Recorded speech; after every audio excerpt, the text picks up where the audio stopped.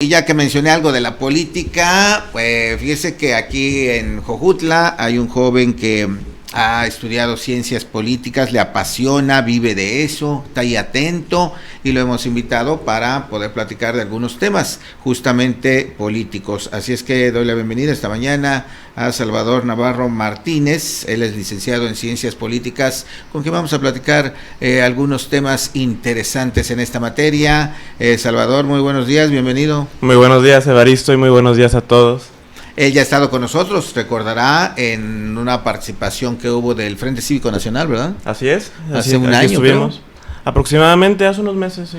Perfecto. Oye, pues aprovechando tu formación y tu conocimiento, ¿cómo ves este momento que vive nuestro país? Un momento en donde todavía hay personas y partidos y políticos que no salen de su estupor por esto que aplastó a la oposición y que la hizo prácticamente nula de parte del partido Morena.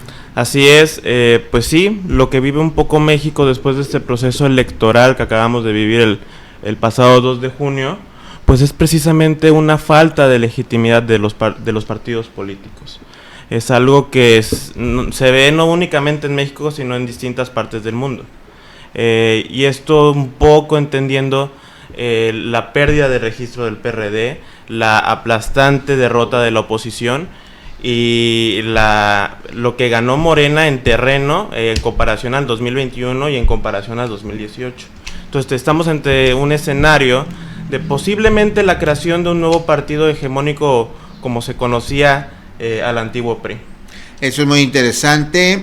Primero, antes de pasar a la posible creación, fundación de un nuevo partido, decir, estos que tenemos, PRI, PAN, PRD, que en mi opinión, pues nos dijeron que ya no eran una opción cuando se juntan, teniendo ideologías diferentes, pero bueno, estos todavía, por lo menos el PAN y el PRI, ¿se pueden salvar? El PAN y el PRI, yo logro identificar un PAN consolidado con su base, tiene una militancia sólida, que es lo que lo ha mantenido, una militancia que se debe precisamente a su base ideológica, un conservadurismo que logra capitalizar el PAN, a diferencia del PRI. El PRI ha perdido sus bases, era este gran partido de las masas. Este gran partido de masas ahora lo identificamos como Morena, y eso es lo que ha ganado territorio Morena en las bases sociales, en las bases más desiguales de la sociedad, en las bases con mayor pobreza, pero también en las bases últimamente de clases medias.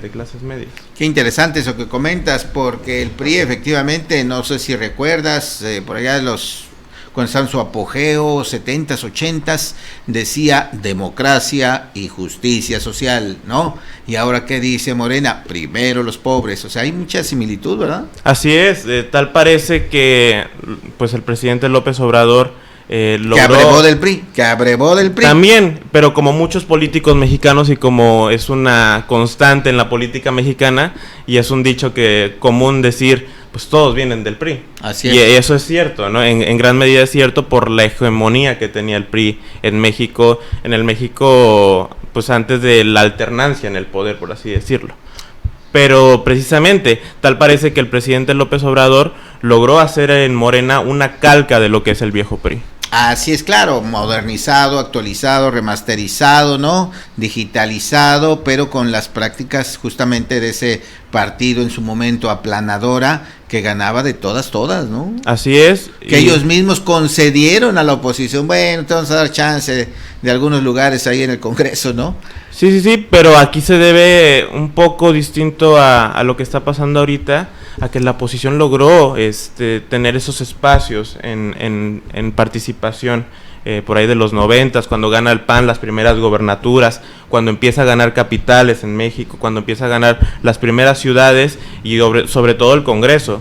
El PRI no se ve más que obligado a tener una apertura democrática y abrirle paso a la oposición. Claro. Que es lo que un poco el juego político que se pretende precisamente en una democracia. Y también presionado por otros países, ¿no? También, creo que parte fundamental de la apertura democrática fue Estados Unidos en el contexto del Tratado de Libre Comercio de los 90s con Salinas de Gortari, en donde Estados Unidos no estaba dispuesto a negociar el Tratado de Libre Comercio con un país como México que tenía un partido hegemónico, autoritario, claro, en el poder.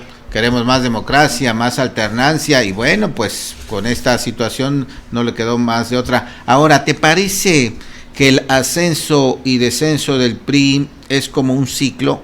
Así pasa con los partidos, no sé, en otros lados, o con las fuerzas que llegan al máximo. Lo vemos, por ejemplo, en las civilizaciones también antiguas, ¿no? Llegan, se empoderan.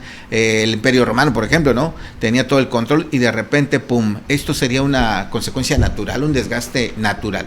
Sí, como en cualquier democracia, se pierde y se gana. Entonces debemos de entender esto como parte fundamental de la democracia.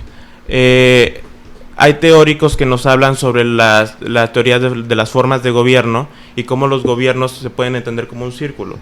A veces estás arriba, a veces estás abajo, o como una espiral incluso. Entonces, precisamente, yo creo que lo que le toca al PRI es hacer un cambio en su dirigencia, hacer un cambio en sus estatutos y como convertirse en un nuevo PRI que veremos en qué logra convertirse. Pero sí, precisamente es como esta constante de estar arriba, estar abajo, estar arriba, estar abajo. Y eso en determinado momento le va a terminar pasando a Morena también. Le pasó al PAN. Tuvimos el sexenio de Fox, tuvimos el sexenio de Calderón. Así es. Y regresó Peña. Y así es una constante en los partidos políticos. Y va Morena por segunda ocasión. Así es que también cuenta la ciudadanía, ¿no? Que hoy la generación de los 80s, la generación de los Salinas de Gortari, de los Cedillo y más atrás de la Madrid, de López Portillo, que se cita como un ejemplo máximo de la corrupción del partido y del, por supuesto, el gobierno, pues ya ha ido saliendo, ¿no? Tú, por ejemplo, pues ya eres más joven, ya no es lo mismo, ya no viviste esa parte así intensamente, así es que también la ciudadanía cuenta y juega su parte, ¿no? Así es el papel fundamental precisamente de la ciudadanía, de elevar los niveles de cultura política en el país. Debemos de tener ciudadanos más informados en temas de política. Se nos ha inculcado un poco la cultura de que en la mesa no hablamos de religión, no hablamos de política, pero son los temas que se tienen que hablar. Ni de fútbol a veces. Entonces, precisamente para evitar esos problemas, esos debates, pero son debates necesarios, y son debates necesarios para la construcción de la democracia y para la construcción de sociedades mejores. Sin duda ninguna. Y ahora vamos a este tema. Veíamos la llamada Marea Rosa, que en un inicio, bueno, pues se hizo para defender las instituciones, y hoy se habla de la posibilidad de que, mira todo esto, se pueda convertir en un nuevo partido político por exigencia pues de la sociedad misma, ¿no? Porque los otros ya no dan resultados. ¿Cómo ves esta posibilidad?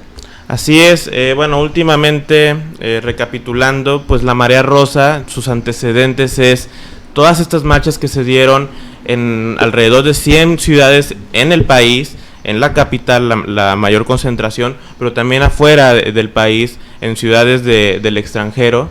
Y bueno, la principal exigencia de la Marea Rosa era estar en contra de las políticas que están sucediendo en el gobierno de López Obrador. Entonces, esa es la intención de la Marea Rosa. Sale la marcha por la defensa del INE, sale la defensa por el Poder Judicial, sale la defensa por la democracia misma, y la más reciente sale la defensa por la democracia, por el respaldo a la República. Entonces, esos son los antecedentes de la Marea Rosa un poco. Ante el proceso electoral de 2024, lo que plantea la Marea Rosa, que es alrededor de 100 organizaciones de la sociedad civil, pero debemos de entender que la Marea Rosa la componen y la organizan principalmente 5 organizaciones, que es Sí por México, Poder Ciudadano, UNE, Unidos por México y el Frente Cívico Nacional. Entonces, estas organizaciones convocan a la Marea Rosa, y la Marea Rosa no se puede entender como un movimiento social homogéneo, es un movimiento heterogéneo que los une un bien común, pero que tiene orígenes distintos. Esto lo podemos entender como que no todas las personas que pertenecen a la Marea Rosa son de la misma ideología, no provienen de los mismos lugares. Muchos son expanistas, muchos son expriistas, muchos son experredistas, pero que hoy no tienen espacios en sus partidos. Muchos somos de la sociedad civil que también participamos en esa Marea Rosa. Entonces, ese es un poco el contexto de la Marea Rosa. Ahora, ante el proceso electoral de 2024, ¿qué planteó? Y eso fue parte fundamental de lo que planteó el Frente Cívico y la Marea Rosa. Pónganse de acuerdo los partidos de oposición. Necesitamos una oposición sólida, una oposición consolidada para hacer frente a Morena, para hacer frente a esta campaña que ya llevaba años de Claudia Sheinbaum, que ya llevaba años de Marcelo Ebrard y que nos llevaban ventaja por mucho tiempo. Así es. Entonces, casi un año de ventaja, ¿eh? Sí. Entonces, esta era la intención de la Marea Rosa, consolidar una oposición, y bueno, recordarás que se hizo el Frente Amplio por México, y el Frente Amplio por México logró participar el PAN, logró participar el PRI, logró participar el PRD y las organizaciones, que nosotros estábamos invitando a que participara Movimiento Ciudadano. Al final no llegamos a un entendimiento con Movimiento Ciudadano, pero se logró hacer el Frente Amplio por México, donde salió como candidata Xóchitl Gálvez, y bueno, pues ya se logró la candidatura presidencial. Y ya el resto de la historia la conocemos. Ahora, pues se ha cuestionado que la Marea Rosa, que se pintó de ese color por la defensa del INE, ¿verdad? Así es. Se haya partidizado, porque decían era un movimiento auténtico, ciudadano, pero ahora pues ya al final dijeron vamos a apoyar a Xóchitl Gálvez.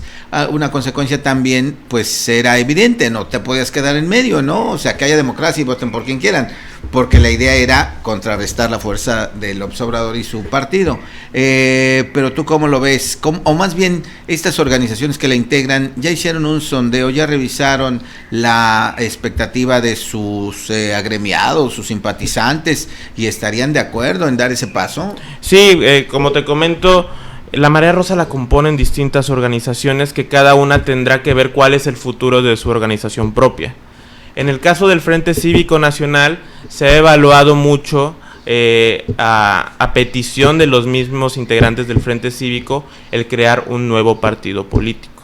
Y el presidente del Frente Cívico Nacional, Guadalupe Acosta Naranjo, ha convocado el próximo 6 de julio a una asamblea nacional en Ciudad de México con los integrantes del Frente Cívico para plantearnos qué sigue, y precisamente qué sigue en torno a la demanda de un nuevo partido político en México.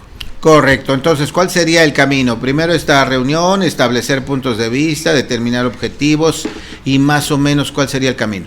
Así es, como cada 6 años se abre la posibilidad, después de la elección presidencial, a la creación de nuevos partidos políticos. Hemos visto muchos intentos en el pasado, como el partido de Margarita Zavala, México Libre, que no llegó, redes sociales progresistas. Que ahí está. El PES 1, el PES 2, ya no sé cuántos. Que ya uno se fue. Ya no sé cuántos hay. Uno ya no existe. Así es, pero hemos visto muchos intentos de partidos políticos en llegar precisamente en organizaciones, en convertirse en partidos políticos. Entonces el siguiente paso es que tiene que mandar una carta de intención todas aquellas organizaciones al Instituto Nacional Electoral para decir que quieren conformar un nuevo partido político, y precisamente en enero del 2025 es cuando va a iniciar esta carrera de las organizaciones en convertirse en partidos políticos, y ya es un proceso largo, jurídico, que se tiene que hacer. Sí, las asambleas, ¿no? Asambleas a nivel nacional, en los 200 distritos, en 20 estados, recolección de firmas, una asamblea nacional para establecer estatutos y una ideología. Es un camino largo que tienen que seguir las organizaciones, pero ya dependerá de las organizaciones mismas de la Marea Rosa, que como te comento son muchas, pero en este caso la primera que ha alzado la mano ya hasta el momento es el Frente Cívico Nacional. Perfecto, ya se está visualizando entonces, es cosa de esperar. A mí lo que me inquieta es quién va a encabezar todo esto. ¿Ya lo saben o habrá que esperar? Pues al parecer, como te comento, es una demanda misma de los integrantes del Frente Cívico.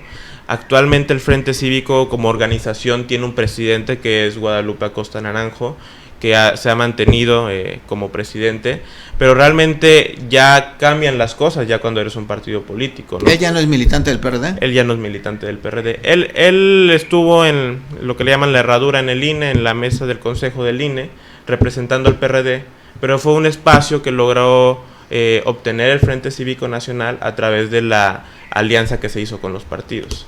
Entonces, lo que se intenta es democratizar los procesos, ya una vez tomando la decisión de crear un nuevo partido político como el Frente Cívico, pues va a tener que establecer estatutos y establecer las bases para cuál va a ser el método para elección de su dirigencia. Y por ahí pues hay muchos actores, está Emilio Álvarez y Casa, el mismo Acosta Naranjo, está el senador Madero, entonces yo creo que hay bastantes perfiles que pueden cubrir esa perfecto, vacante. Pues ahí está el tema, interesante sin duda, vamos a esperar, ¿verdad? A ver cómo se acomodan, cómo se arreglan, pero lo más importante es esto que ha comentado Salvador, la inconformidad, la falta ya de un partido que representa los intereses de todos los ciudadanos. Hoy lamentablemente, y hay que decirlo así, lamentablemente hay una polarización, o estás, como decía López Obrador, o estás con la transformación o estás en contra. No hay otra. Y bueno, debe haber otra, ¿no? Sí, claro. Parte fundamental de las democracias es tener pluralidad. Claro. Y respetar las ideologías y respetar los puntos de vista, debatirlos, claro. ¿Sí? Pero debatirlos de manera sana, debatirlos en mesas y no de manera violenta, por así decirlo. Y siempre es útil que haya oposición para hacer el equilibrio, si no, imagínese, ¿no? Claro, y sobre todo ante el terreno que abarca hoy Morena con los partidos aliados que son el PT y el Verde, en el Congreso de la Unión, ¿no? O sea, tenemos mayorías calificadas que son peligrosas hasta cierto punto porque podemos tener modificaciones en la Constitución. Así es. Sin permiso de la oposición, sin lograr consensos con la oposición. Sin el permiso, yo diría, de las minorías. Oye, pero ¿por qué no? Pues ya decidimos esto para ti, pero es que no quiero, pues te aguantas, ¿no? Y también ahorita que hablas de esa peligrosidad, bueno, ¿qué tenían el PT, Partido del Trabajo, y el Partido Verde? ¿Qué tenían más que escándalos? El Verde, ¿no? El famoso niño verde vendiendo cosas, comprando cosas, vendiendo al país. ¿Qué tenía el Partido del Trabajo? Bueno, ni sabíamos que existía un Partido del Trabajo, ya anda carcomiendo. Y hoy estos dos partidos que no representan nada para México están en primera fila. Así es, el caso del Partido Verde me parece sorprendente porque se vuelve como segunda fuerza política en el país. Hazme favor. O sea, desplaza incluso al PAN. Esto es sorprendente. ¿Cuándo habíamos visto que el Partido Verde tuviera el nivel de votación que tuvo hoy en día? Hazme favor. De eso ya hablaremos después. Mientras, pues ahí está la marea rosa. ¿Te gusta eso para nombre de partido o habrá que cambiarlo? Yo creo que habrá que cambiarlo. Funciona el concepto de marea rosa siempre y cuando se mantuviera como movimiento social. Pero yo creo que habrá que cambiarlo. El color rosa, como dices, viene un poco de la marcha por la defensa del INE y también por ser un color neutral. Pero lo que hoy necesita el país y lo que necesitan los nuevos partidos de oposición, los que vayan a crearse, no es neutralidad, es tomar una decisión sobre su ideología y sobre su proyecto que van a traer. Perfecto, ya en otro momento hablaremos justo de la ideología. ¿Cuál traerá la marea rosa? ¿Ideología de derecha, de izquierda? ¿Qué decía el PRI siempre? No, nosotros somos de centro izquierda, Somos de centro izquierda. Así es que bueno, la verdad es que no hay algo muy definido. Este gobierno que se dice de izquierda, pues no es 100% de izquierda, ¿verdad? No. Y el PAN que se dice derecha, pues hasta ahora afortunadamente no se ha vuelto 100% de derecha. Y ahí está la batalla entre ambos partidos. Pues bueno, ya lo veremos en otro segmento. Mientras, gracias Salvador, bienvenido. Muchas gracias y aquí estoy cuando guste.